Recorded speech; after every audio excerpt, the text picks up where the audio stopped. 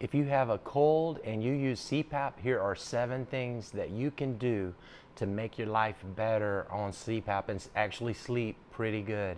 So these 7 things are really easy and actually extremely effective when your nose is all stopped up, you can't really breathe well, you got a lot of congestion. The first one that I want to encourage you to do is actually go ahead and use your CPAP, because when you do have a cold, a lot of times the nasal mucosa is really just swelling of the blood vessels within your nose, and the swelling of the blood vessels prevents breathing through the nose. There also is, of course, congestion. As you know, when you blow your nose, you get a lot of junk out of there, right? But a lot of it is just swelling. So a lot of times you can go ahead and put your CPAP on, and the air pressure from the CPAP will actually open that up. So many times I've heard people say, I had a cold, I could not breathe through my nose, I put my CPAP on and I could breathe just fine. Now that's not always the case. Sometimes it's so bad that you actually can't breathe even through the CPAP. And in those cases, you may have to go without the CPAP for a short period of time. But that's the first one. I've got 7 of them here. The next one is use a neti pot. And you know, I was about 40 before I ever even tried a neti pot. Thought it was gross, didn't think it would work. But neti pots are super, super good. It is very important that you actually make a solution or buy a solution that is sterile. Or if you're making your own, you can use distilled water and salt. Now make sure you use salt that is non-iodinized salt, no iodine in that salt at all, and also definitely distilled water, not sparkling spring water or Dasani or any other type of water, except it will say distilled on the label.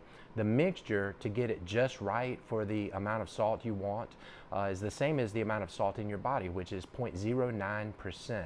The way to get that is mix up 1 cup of the distilled water and half a teaspoon of, I like pink salt. So half a teaspoon of pink salt, 1 cup distilled water, mix that up real well, clean hands when you do it, make sure everything's really clean. Use that in your neti pot, both sides, and then even maybe sniff some and throw it back, try to get it back into the oropharynx, back in the back.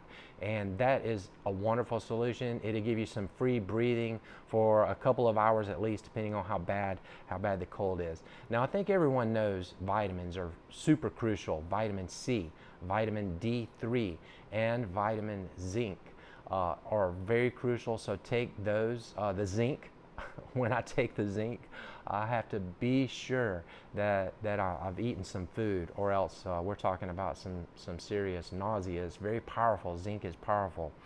Now here's one that my wife showed me.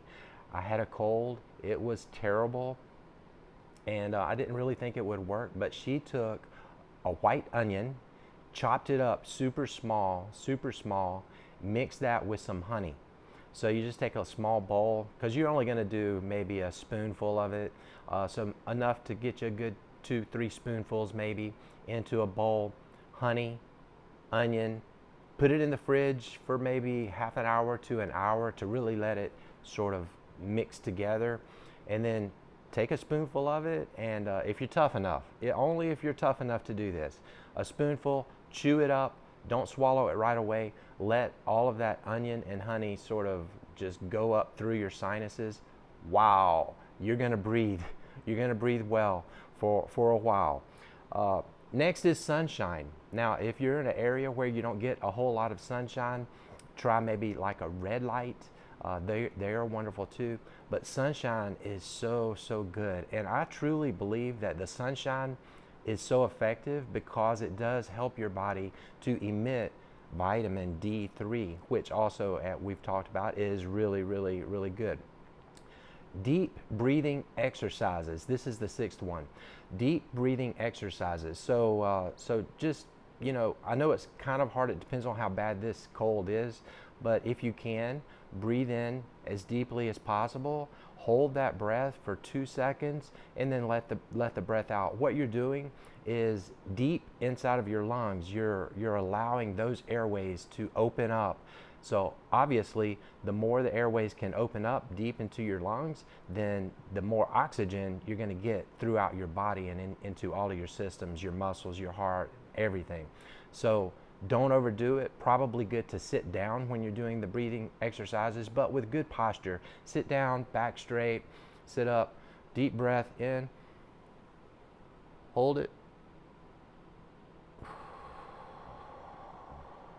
Now, one thing about the breathing exercises is you can do it a lot. You can do it like every couple of hours, every hour if you want to. But it's super good to open up those airways and make your lungs stronger. Lastly, if you have a lot of congestion, then it's really good to actually sit up a little bit, elevate yourself into more of a like a reclining type of position as you're sleeping. And especially if the cold is so bad that you cannot use the CPAP, you're going to want to rest in an elevated type of position. Keep your neck straight. Make sure you're not bending down or back or sideways, but keep that neck straight. Keep that chin perpendicular to the floor, and that's going to help a lot. So those are the 7 things you can do. Cold and flu season is coming up, so keep those in mind. Maybe make a note, save this video, send this video to yourself in email so that when and if, hopefully you don't, but if you do end up needing these tips, you'll have them handy right there for yourself. So sorry for the setup here. I'm doing some traveling right now. I haven't seen you guys in a while. I'll be back on the schedule very soon, and look forward to hearing from you. Say hi in comments. I miss you guys. Talk to you later. Take care. Bye-bye.